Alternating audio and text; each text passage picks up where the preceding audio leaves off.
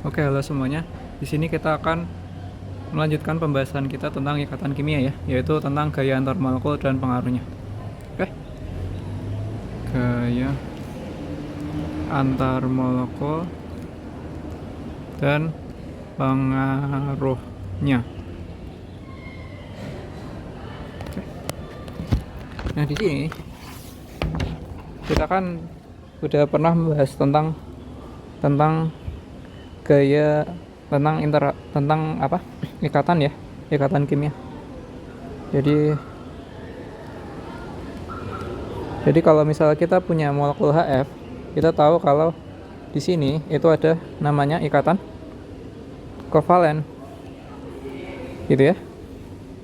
Nah, di sini kita akan membahas tentang gimana sih cara molekul itu berikatan satu sama lain gitu ya. Nah, itulah poin yang dibahas dari gaya antar molekul. Oke. Jadi gitu bedanya ya. Kalau di ikatan kimia itu di dalam molekul. Oke.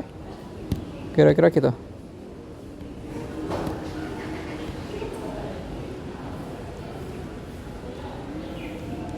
Nah, jadi ini gaya antar molekulnya ya.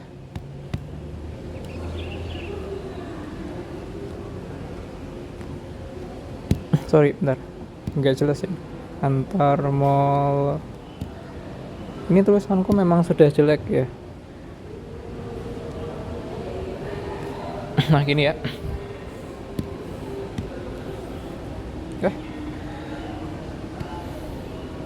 Nah, jadi apa aja sih gaya antar molekul itu? Jenis gaya antar molekul. Jadi ada beberapa ya. Ada yang disebut gaya dipol-dipol. Aku tuh urutin aja ya. Dari gaya namanya tuh gaya London. Terus gaya dipol-dipol. Terus ada namanya ikatan hidrogen. Terus ada juga yang namanya itu gaya ion dipol ya. Dan yang terakhir itu ionik.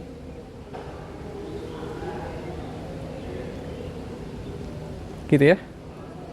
Gaya ionik itu bisa disebut juga gaya elektrostatik. Oke. Nah, gitu. Jadi kita akan bahas satu persatu.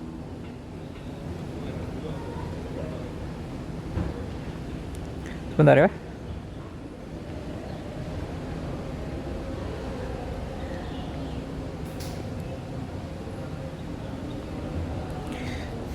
Nah, kita mulai dari awalannya aja dulu ya. Di sini kita lihat ya, di solid itu dia sangat rapat. Rapat banget ya. Kalau liquid dia agak renggang gitu ya. Sama gas itu dia sangat renggang. Gitu kan? Nah, makanya di sini itu solid itu volume dan bentuk tidak berubah. Gitu kan? Kita udah pernah pelajarin itu sejak SD gitu. Nah, kalau liquid kan bentuknya yang berubah. Bentuk berubah, volume sama. Gitu kan? Kalau gas itu bentuk dan volume itu berubah. Oke? Jadi nanti gas ini itu jadi apa sih yang menyebabkan perbedaan antara ketiganya itu? Jadi yang solid itu rapat dan liquid itu renggang. Kalau gas itu sangat renggang. Nah, itu adalah akibat gaya antar molekulnya ya. Oke. Akibat gaya antar molekul. Oke.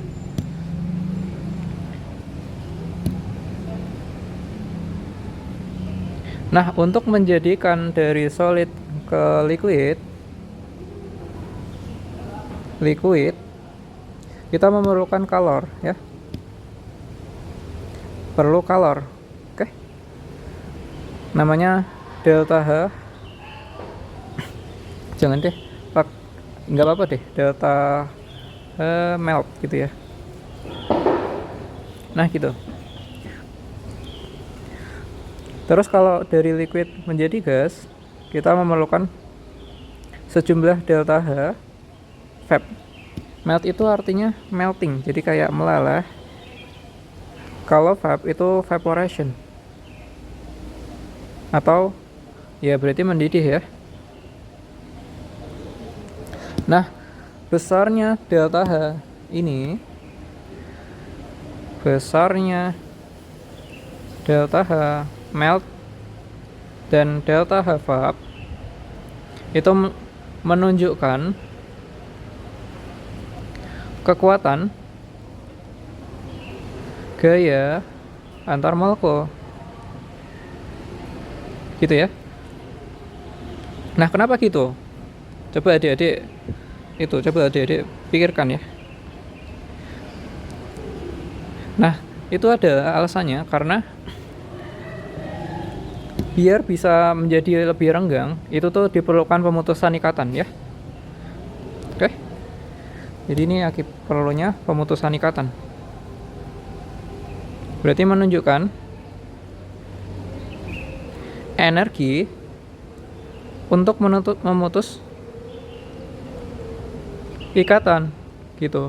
Jadi nanti kalau delta H melt dan delta H vapnya itu besar, artinya dia butuh energi yang besar. Ya artinya berarti lebih kuat, semakin kuat gitu kan. Semakin kuat gaya antar molekulnya gitu ya, kalau delta H melt dan delta H vapnya itu besar. Oke. Nah itu gitu. Nah tadi kan kita baru bahas tentang ini aja ya, membedakan antara yang mana yang antar molekul, yang mana yang intramolekul. Jadi kita tahu tadi kalau yang di sini itu intramolekul gitu kan. Yang di sini itu intramolekul, yang di sana itu adalah antar molekul gitu kan. Nah itu juga bisa kita lihat juga dari energinya. Kita lihat ya di sini energinya itu untuk memutus ikatan ini itu hanyalah 16 kJ per mol. Kalau yang ini kita perlu lebih banyak tuh, 431 kJ per mol. Berarti menunjukkan kalau gaya antar molekul itu memang lebih lemah daripada gaya intramolekul. Oke? Gitu. Nah, inilah perkiraan energi dari setiap gaya antar molekul. Jadi mulai dari ion dipol, ikatan hidrogen, terus ada dipol-dipol, dan terakhir itu gaya London. Oke? Nah, di sini kita akan bahas satu persatu. Mulai dari ionik ya.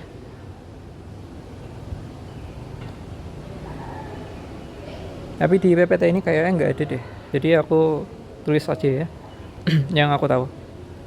Jadi gaya antar molekul ionik. Oke. Nah, jadi kita lihat ya struktur senyawa ionik. Nah, kita kan kemarin habis bahas tentang struktur Lewis ya, dan ikatan gitu, dan rumus molekul. Dia kan NaCl, apakah bentuknya tuh kayak gini? Enggak ya, bukan Na langsung berikatan dengan Cl, tapi strukturnya nanti tuh kira-kira bakal kayak gini. Jadi dia tuh terdiri dari ion-ion ya, dan dia sebenarnya nanti bakal membentuk kisi gitu. Nah, tapi itu akan dibahas lebih lanjut nanti kalau kita bahas tentang struktur padatan ya. Oke. Nah, di sini anggaplah yang merah itu adalah yang positif. Yang hitam itu negatif ya. Sorry, gini berarti. Nah, gini itu negatif. Oke. Nah, kita lihat di sini itu ada ada gaya elektrostatik kan. Kenapa? Karena ada ion positif dan ion negatif. Dia saling tarik menarik. Besarnya sesuai dengan gaya Coulomb ya. Jadi F akan sebanding dengan K kali Q1 Q2 bagi R kuadrat. Oke? Aman ya? Nah, jadi nanti besarnya energi untuk memutus ikatan itu dipengaruhi juga dengan energi kisi ya, namanya energi kisi gitu ya.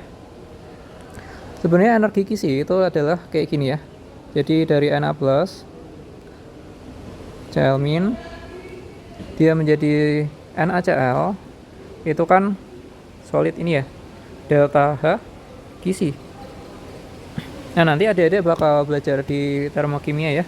Ini sebenarnya boleh kita balik reaksinya, dan kita bakal mendapatkan nilai negatif dari delta H-nya. Oke?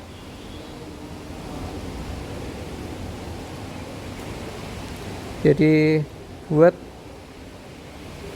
memutus ikatan ini kita butuhkan jumlah minus dari delta H kisi ya. Delta H kisi ini selalu nilainya negatif ya, negatif. Jadi nanti kalau negatif kali negatif sama aja, nanti besarnya itu adalah dipengaruhi sama energi kisi, bener nggak? Dikasih mutlak aja gitu. Oke? Itulah kenapa kita bisa pakai delta H kisi ya, buat memperkirakan energi untuk memutus ikatan dari senyawa ionik. Oke?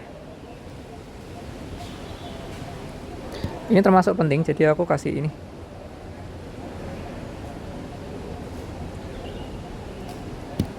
Gitu ya. Nah, kalau udah kita bahas tentang itu, kita sekarang bahas tentang sifat fisik ya. Tapi kayaknya nanti aja sekalian ya. Kita bahas nanti sekalian aja. Oke. Kita lanjut bahas tentang gaya antarmolekul lain. Ini aku lebih suka buat membahas dari bawah sebenarnya. Jadi mari kita biarkan PPT-nya. Gaya London. Gaya London ini itu adalah gaya antar molekul pada senyawa yang nonpolar. Oke. Nah, gaya London ini itu disebut juga gaya van der Waals atau ada lagi namanya kayak ini aja deh ya, disebut juga gaya van der Waals ya. Nah, gimana tuh? Kenapa bisa terbentuk gaya London ini? Jadi misal kalau kita meninjau dari F2 ya.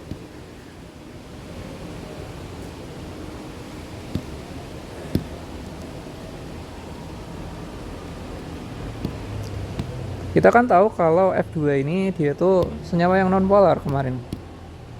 Benar nggak? Kenapa dia nonpolar?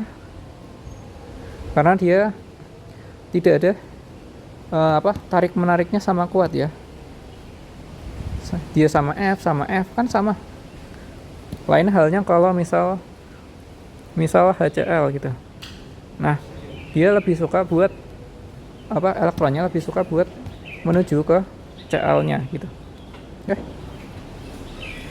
Nah, gitu. Jadi di sini F2 itu bersifat nonpolar, tapi suatu saat akan ada gitu ya. Akan ada suatu saat, nah ini tulisannya jelek ya memang. Suatu saat ketika muatannya terpisah. Jadi kayak gimana? Misal kayak gini. Jadi di sini terbentuk muatan positif dan di sini terbentuk muatan negatif gitu ya. Oke.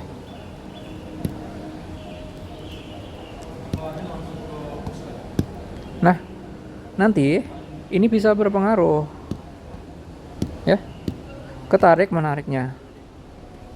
Jadi dia bakal lebih mudah buat berinteraksi dengan atom lain, dengan molekul lain gitu ya. Gitu. Jadi di sini dia bakal lebih mudah buat berinteraksi. Lebih mudah berinteraksi. Oke? Nah, kira-kira seperti itu ilustrasi tentang gaya London. Oke? Besarnya gaya London dipengaruhi oleh namanya itu polarisabilitas. Oke? Polarisabilitas dia dari kata polar. Polar itu adalah dia membentuk dipol gitu ya. Polar membentuk dipol. Terus ada kata belakangnya tuh isabilitas. Berarti kayak kemampuan gitu ya. Artinya kemampuan untuk membentuk dipol. Gitu. Oke. Nah, polarisabilitas itu dipengaruhi oleh satu, jumlah elektron ya. Nah, jadi misalkan adik-adik bayangkan kayak gini. Antara molekul ini gitu ya, dan molekul yang di kanan. Yang di kiri itu jumlah karbonnya ada 5 ya. 5 karbon. Oke. 5 karbon. Yang di kanan ada 6 karbon. Gitu ya. Dan dia bentuknya memanjang gitu kan. Nah, sebenarnya kita nanti nggak akan benar-benar menghitung jumlah elektron ya. Bentar, ini contoh yang lebih enak ada deh. Kita bayangkan yang lain aja. Yang lebih enak tuh nah, mungkin kayak gini deh. CH4 dan gini.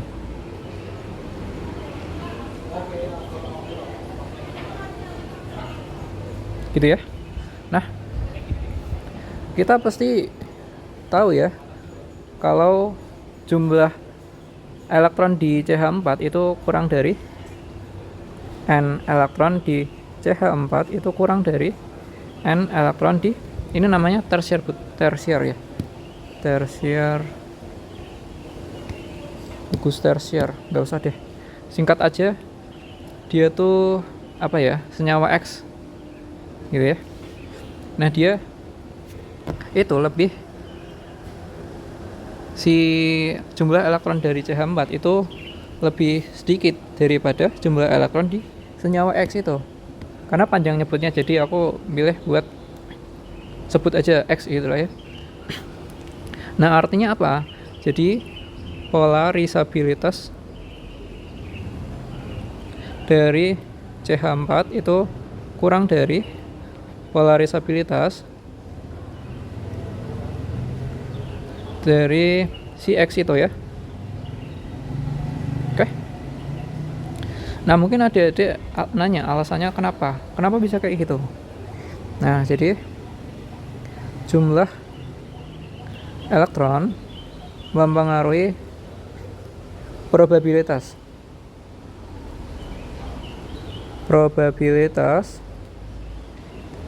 terbentuk dipol ya. Semakin banyak elektronnya, maka semakin tidak teratur gitu kan ya. Semakin tidak teratur. Nah, karena semakin tidak teratur, maka semakin mudah membentuk dipol. Gitu. Oke? Nah, lanjut. Itu ada faktor kedua, yaitu luas permukaan sentuh. Oke? Jadi ada bayangannya kayak gimana? Misal kayak gini. Misal ada senyawa kayak gini. Sama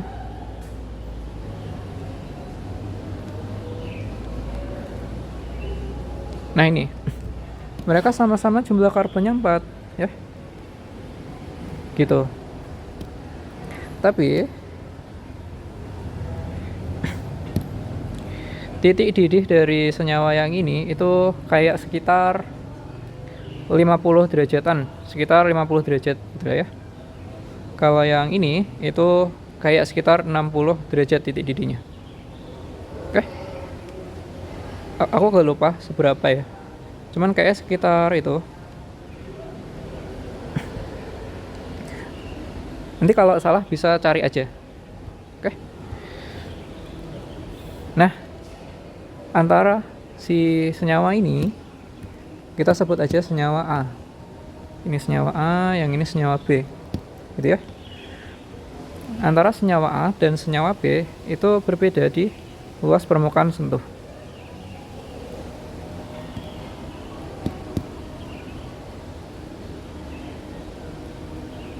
Ini masih ada halnya sebenarnya. Nah, gitu ya. Dia kayak gini. Nah, kita coba lihat.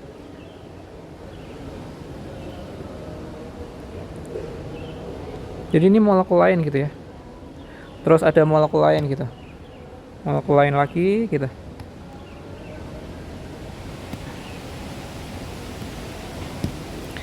Nah, kita bandingkan dengan si yang senyawa B.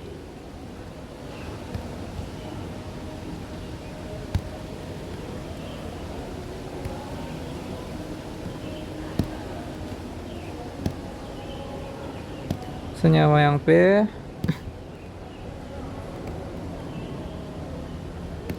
itu kayak gini ya.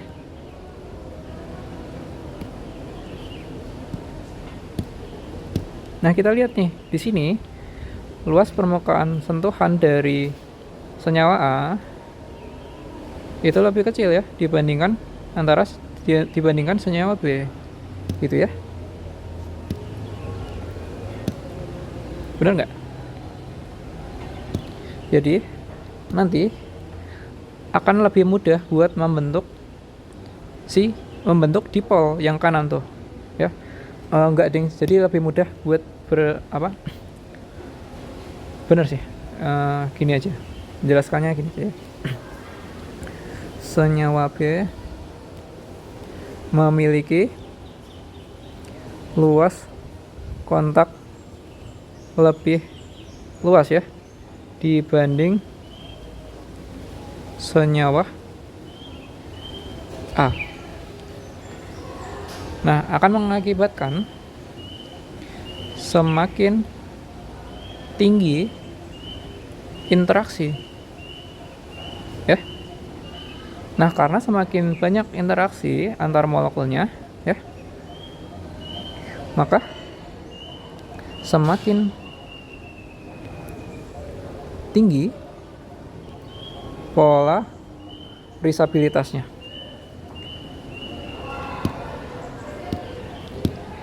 Semakin tinggi ininya dulu deh, semakin tinggi kemungkinan membentuk dipol. Akibatnya semakin mudah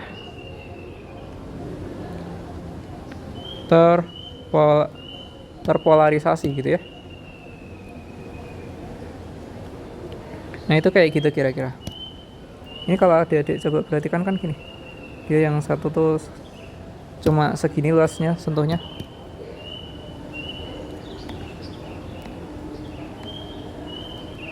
Gitu ya. Kalau yang B itu lebih luas. Kira-kira gitu ilustrasinya ya. Terus faktor ketiga yaitu ukuran molekul. Oke. Jadi ukuran molekul ini itu semakin tinggi, semakin besar gitu ya. Semakin besar ukurannya, maka semakin sulit mengendalikan gerak elektron. Karena semakin sulit buat mengendalikan gerak elektron, maka semakin mudah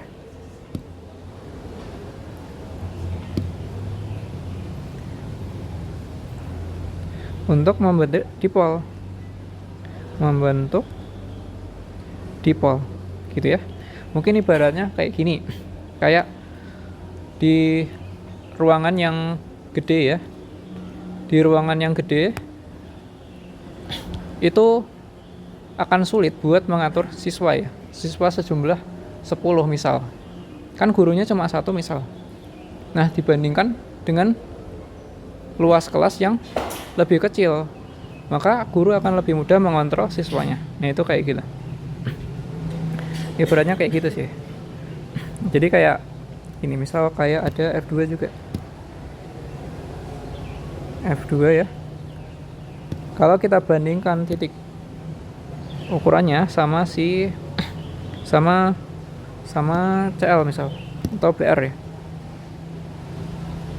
Nah ukurannya itu lebih besar si BR.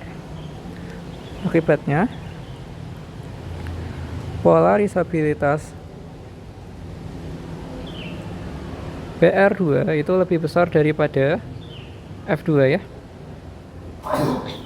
Maka titik didih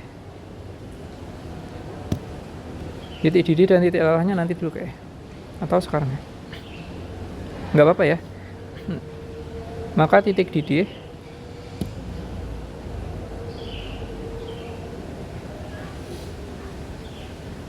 BR2 itu titik didih dan titik lelah juga sebenarnya, dan titik lelah BR2 itu lebih besar daripada F2 ya. Nah atasnya juga gitu ya, jadi ini boiling point gitu. Boiling point dari B itu lebih besar daripada boiling point si A. Boiling point dan melting point, BP dan MT ya, melting point, MP berarti. Dan MP lebih besar daripada boiling point. Enggak deh, jangan gini nulis. Boiling point dari B lebih besar daripada boiling point A. Melting point dari A, melting point dari B juga lebih besar daripada A ya. Oke. Ini ku singkat biar adik-adik gampang bacanya, biar efisien ya. Melting point. Yang ini boiling point. Oke. Kira-kira gitu. Aman ya? Sampai sini. Jadi itu aja guys tentang gaya London itu. Oke. Dan ini pengaruh, dan ini apa? Dan ini faktor yang mempengaruhi dari besarnya gaya London itu. Ya. Gitu. Nanti pokoknya semakin besar gaya London, ya berarti melting point dan boiling point-nya semakin besar. Semakin besar gaya London,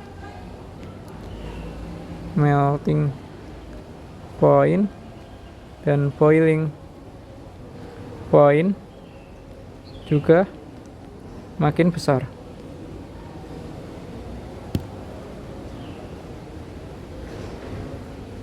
Oke.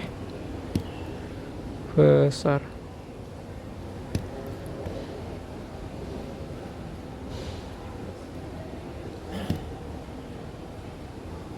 Ini nanti kali ya. Sekalian aja kita bahas nanti. Cuman boleh ambil kesimpulan itu dulu sebenarnya. Kita lanjut ya. Kita lanjut buat ke gaya dipol-dipol.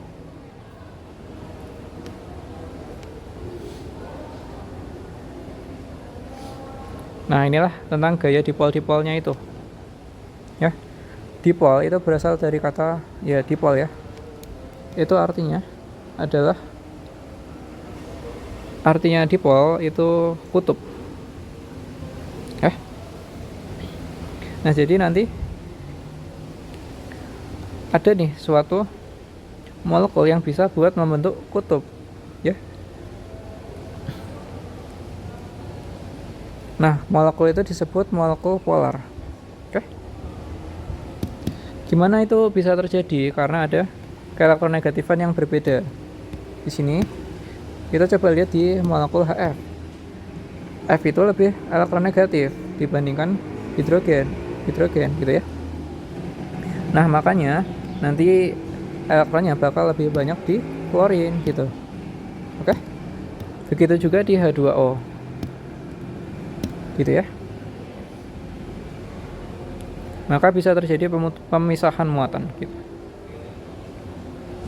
Nah, pengaruhnya apa kalau misal bisa membentuk dipol? Jadi nanti misal apa ya? Misal gini ya. Nah, dia artinya si O itu kan dia lebih negatif daripada karbon ya kan? Kalau dilihat dari karakter negatifan. Ini memang harusnya adik-adik belajar tentang karakter negatifan dulu ya. Cuman nggak apa-apa deh. Nah, kita lihat nih di sini dia tuh jadi bisa berinteraksi dengan atom lain, dengan molekul lain, sorry ya. Ini kan muatnya positif, yang ini negatif. Jadi ada interaksi di sini. Ya. Gitu ya. Kira-kira gitu. Nah, karena adanya interaksi itu, jadi membuat gaya dipol-dipol itu lebih kuat dibandingkan gaya London. Gitu ya. Jadi itu akibat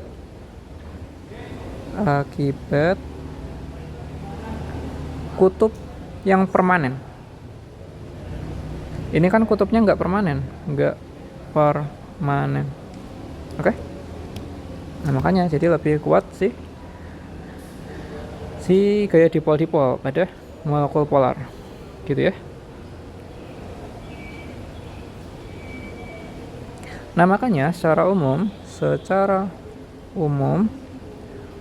pada molekul polar itu titik didih dan boiling point dan melting point itu lebih tinggi dibandingkan pada non-polar. Ya. Ini adik-adik jangan bingung dengan istilah yang tadi aku sebutkan, boiling point dan melting point ya. Kira-kira gitu. Oke.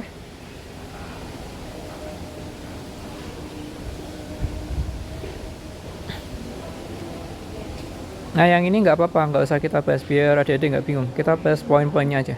Yang penting. Oke. Nah, lanjut, ada yang disebut dengan interaksi dipol-dipol yang khusus ya.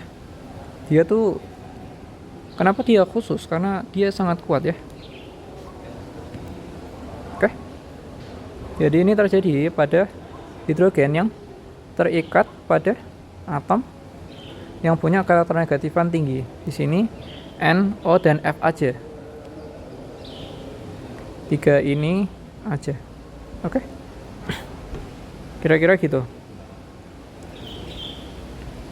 Nanti kira-kira gimana membentuknya? Jadi kira-kira tuh kayak gini ilustrasinya kalau perlu. Jadi misal HF aja. Kayak yang tadi aku tulisin di awal ya.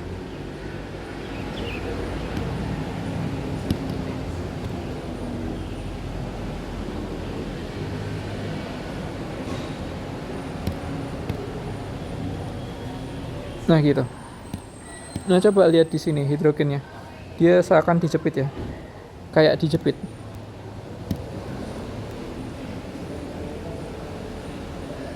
Gitu. Nah, makanya dia jadi interaksinya tuh sangat kuat ya. Interaksi sangat kuat. Oke? Bahkan lebih kuat daripada gaya dipol-dipol biasa. Lebih kuat dari gaya dipol biasa.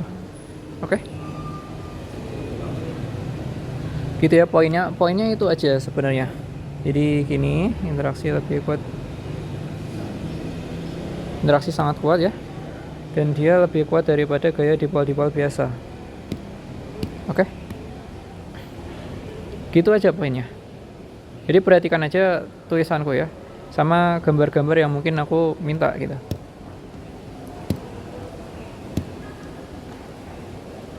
Oke, nah kita lanjut aja.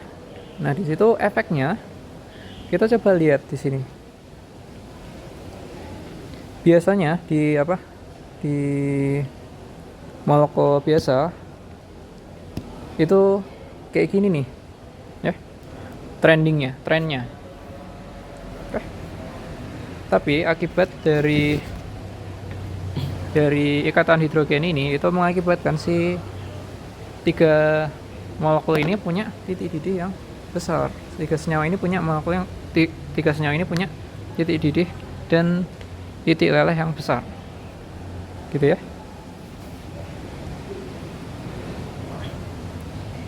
Oke. Nah, di sini coba perhatikan. Di sini H2O itu paling tinggi. Kenapa dia bisa paling tinggi tuh? Nah, kita coba lihat ya. Interaksi pada molekul air. Di sini pada molekul air dia kan punya 2 PeP tuh. Ya kan? Dia punya 2 PeP yang bisa didonorkan buat berinteraksi dengan hidrogen pada air lain gitu ya. Nah, jadinya akan ada 2 ikatan hidrogen. Oke. Per molekul. Nah, kalau kita bandingkan si NH3 dan air,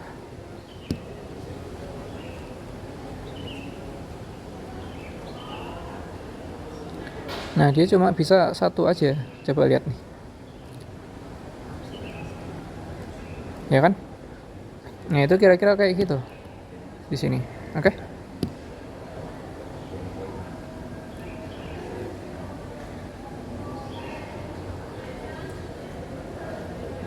Kalau dibandingin sama HF, ya HF juga mirip-mirip ya.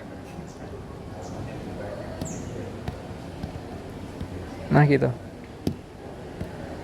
Oke. Ini cuma 1 ikatan hidrogen setiap molekul. Gitu ya. Sampai sini aman ya.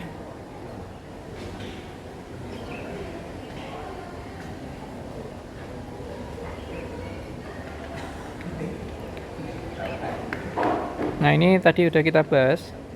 Jadi kita lanjut aja ke yang interaksi ion dipol. Oke? Interaksi ion dipol ini dia tuh sebenarnya terjadi pada garam yang dilarutkan gitu ya. Garam yang dilarutkan dalam air. Sebenarnya bisa dalam pelarut apapun ya. Dalam pelarut polar berarti. Pelarut polar. Oke?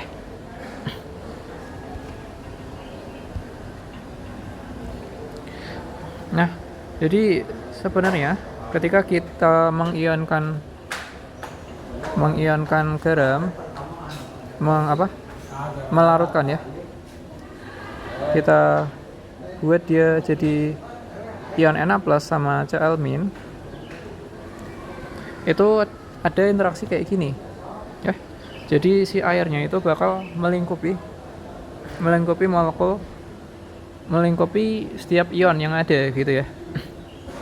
Di sini Na kan bermuatan positif. Dia kan bermuatan positif. Jadi dinaungi sama oksigen yang bermuatan negatif. Gitu ya. Sedangkan Cl itu bermuatan negatif. Jadi nanti akan dinaungi oleh si hidrogen. Gitu ya. Jadi itulah proses pelarutannya. Oke. Gitu ya. Nanti interaksi ion dipol ini akibat adanya dari, coba kita lihat di sini, kita bandingkan antara yang tadi, yang dipol-dipol dengan yang ini. Yang ini ion dipol, ya. Bedanya apa sih antara ion dan dipol? Dipol doang. Ion itu tuh bermuatan penuh. Muatan penuh. Artinya apa? Ya plus 1. Plus 1 atau plus lain-lain gitu ya. Nah, sedangkan dipol itu tuh dia bermuatan tapi parsial, bukan penuh. Ya. Kayak gitu. Lambangnya kan gini. Oke. Nah, artinya berarti nanti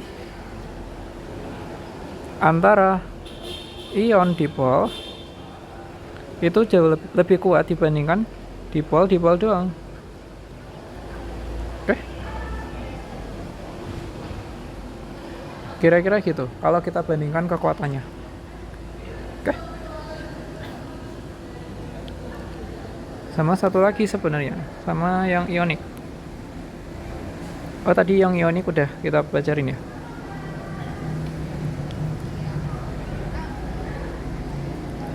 Jadi aku review dikit ya. Mungkin bukan review sih, kesimpulan ya. Tadi kan kita tahu kalau interaksi, bentar.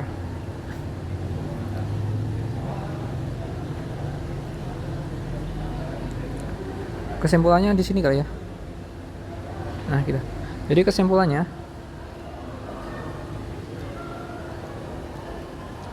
nanti kita bisa gabungkan kekuatan-kekuatannya itu jadi kayak gini.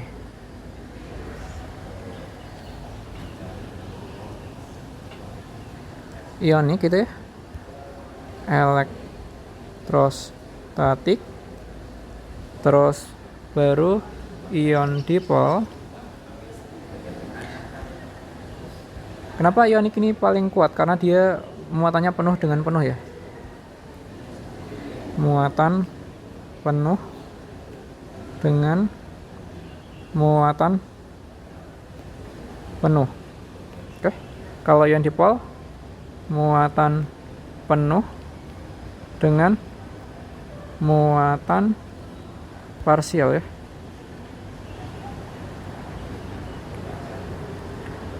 Parsial. Terus ada lagi. Ada yang tadi itu apa berarti? Tadi sebenarnya dipol, tadi ikatan hidrogen dulu ya. Ikatan hidrogen baru dipol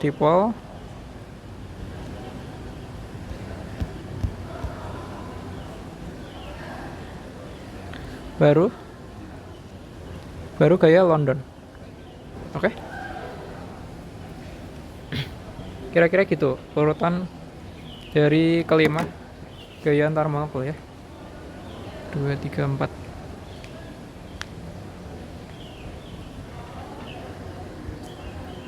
Sesuai ya sama yang tadi di atas di sini. Oke. Jadi cocok dengan teori, dengan energi yang ada di sini gitu ya.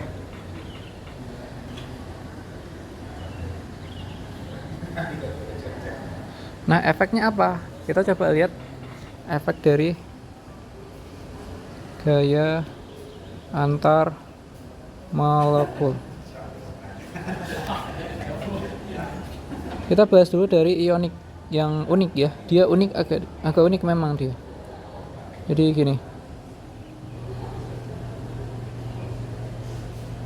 Udah 3 kali ya. Sini.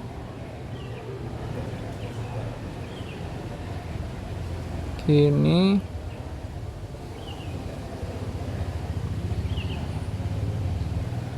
Oke. Tadi kita tahu kalau ini tuh gaya yang sangat kuat ya.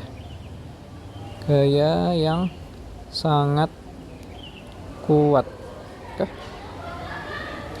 Nah, akibatnya titik didih dan titik leleh. Titik didih dan titik leleh senyawa ionik itu lebih kuat dibandingkan yang lain. Oke? Satu aja lagi. Gitu. Mungkin kasih sangat tinggi gitu ya. Sangat tinggi. Oke. Sifat kedua apa? Misal kita palu ini. Jadi kita misal gini. Kita palu ya. Maka kita bakal dapatkan bentuk yang kayak gini.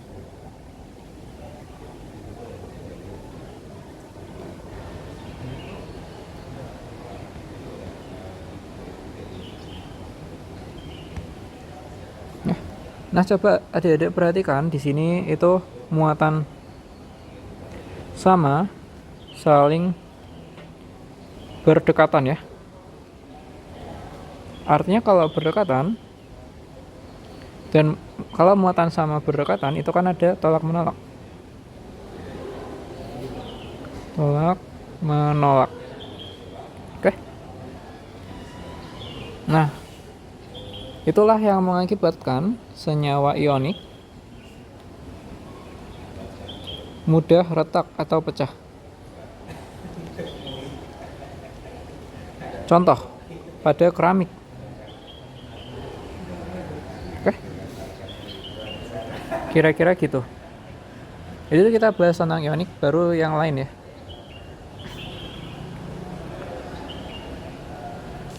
Baru kita bahas keseluruhannya. Oke. Titik didih dan leleh. Tadi sebenarnya udah kita bahas semua ya. Tapi ini aku bantu rekap aja.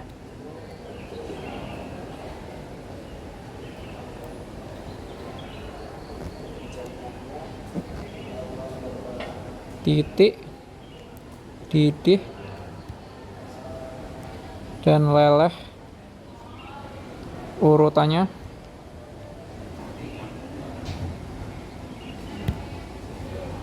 itu kayak gini. Oke. Ada lagi selain itu ya. Selain itu ada juga yang disebut sebagai ini difusi waktu gas aja nanti. Selain apa? Yang titik didih dan leleh, ada yang disebut sebagai tegangan permukaan ya.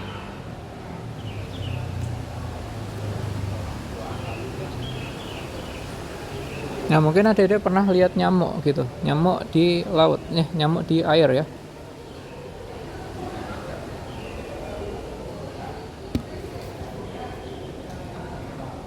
Jadi dia bisa berdiri di atas air. Ini nyamuk. Ya, dia bisa berdiri di atas air kan. Itu akibat gaya antar molekul juga. Ya, akibat tegangan permukaan. Tegangan permukaan. Oke. Tegangan permukaan ini itu dipengaruhi oleh gaya antar molekul juga ya. Jadi semakin rapat, semakin kuat gaya antar molekul membuat menjadi rapat ya. Akibatnya kalau rapat jadi lebih tegangan permukaannya menjadi lebih besar gitu ya. Tegangan permukaan menjadi lebih besar. Oke? Kayak gitu ya. Selain itu, ada yang disebut juga kayak gini. Apa?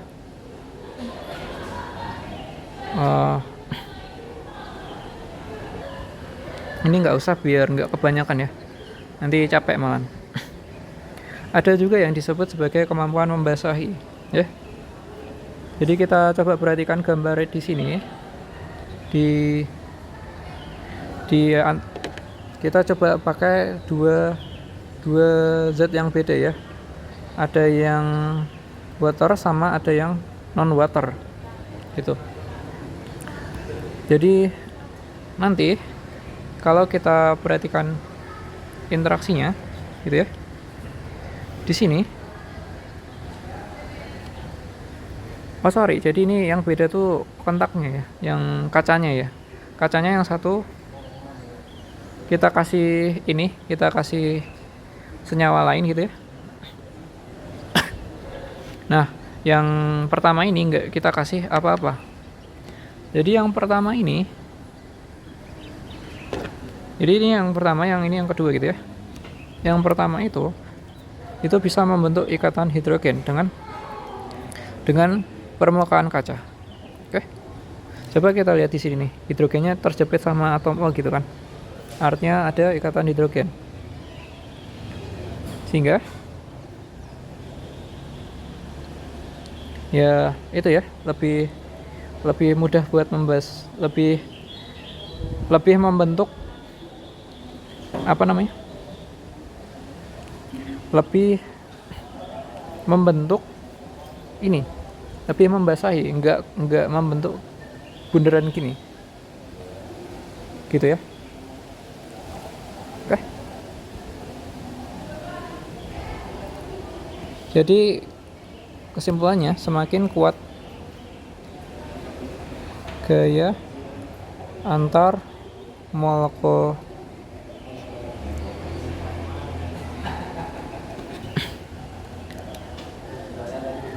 padat dan cair, maka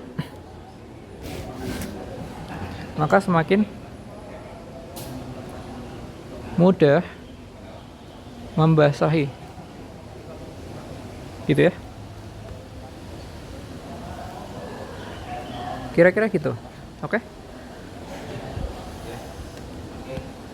Ini lumayan penting kayaknya. Tapi nggak sering keluar memang ya. Tapi aku pengen adik-adik tahu. Kalau viskositas ini, terus kita lanjut ke viskositas ya. Jadi tadi kita baru bahas tentang 3 hal. Oke. Dari titik didih dan leleh, tegangan permukaan, baru kemampuan membasahi. Sekarang kita lanjut ke viskositas. Viskositas itu kita sebut hambatan aliran fluida ya. Jadi maksudnya kayak gini. Kalau kita mengalirkan air ya. Jadi ilustrasinya mungkin gini.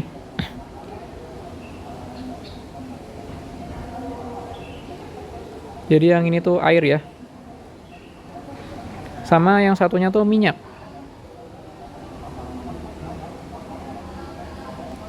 Nah kan minyak itu dia lebih lambat keluarnya dari air. Jadi kayak kita masukin ke pipa gitu ya, terus kita coba keluarin gitu. Nah maka air itu lebih cepat. Yang minyak itu lebih lambat ya.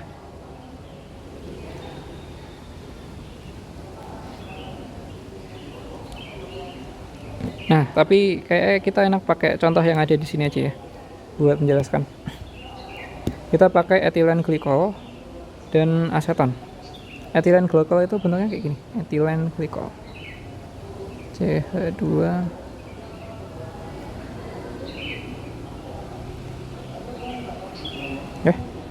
kita bandingkan dengan si aseton.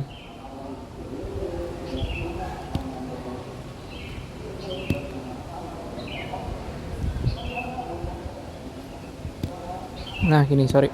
Gini. Ya. Gitu ya. Kita coba lihat di sini ya. Jadi nanti si etilen glikol itu bakal lebih lambat pergerakannya. Ya. Lebih lambat.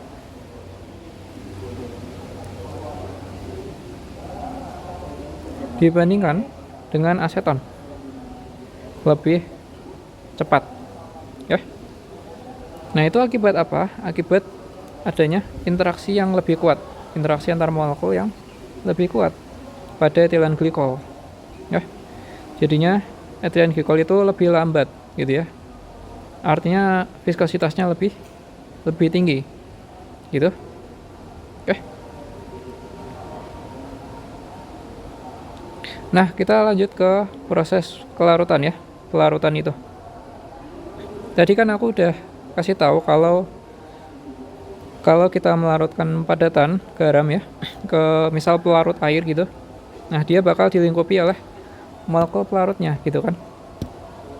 Oke. Nah, artinya zat yang kita ingin larutkan, zat yang ingin kita larutkan harus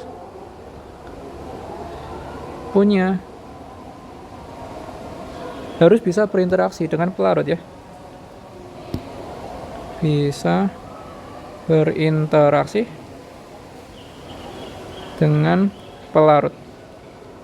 Oke. Jadi kalau polar ya sama non polar. Sama polar gitu, sorry. Polar sama polar, non polar dengan non polar. Oke. Poinnya ada di sini aja sih. Nah, sampai sini aja dulu. Oke. Contoh soal yang singkat itu ini ya. Misal zat apa nih? Kita coba bandingkan. Tentukan